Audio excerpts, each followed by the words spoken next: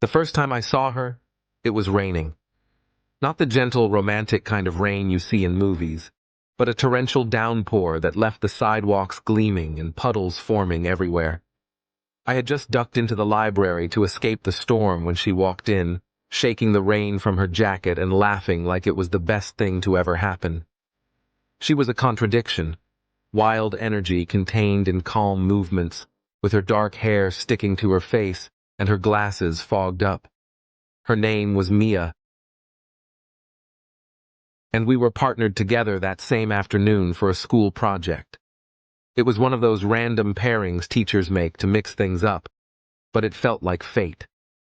She had this effortless confidence, speaking her mind with a sharp wit that always kept me on my toes. I couldn't help but be drawn to her, even as she teased me about being too quiet and overly organized. We started meeting after school, first to work on our project, and then just to talk.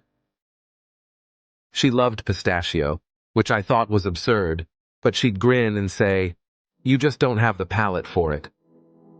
There was a warmth to her presence that made everything feel lighter, easier.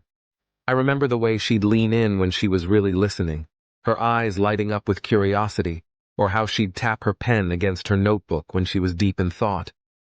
Being around her made the world feel sharper, like I was finally noticing all the colors and sounds I'd been too distracted to see before. One Friday evening, after weeks of this growing closeness, we found ourselves at the town park. It was almost empty, the sun dipping low in the sky and casting everything in soft gold.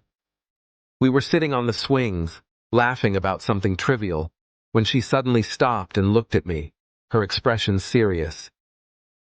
"Why do you always wait for someone else to start the conversation?" she asked.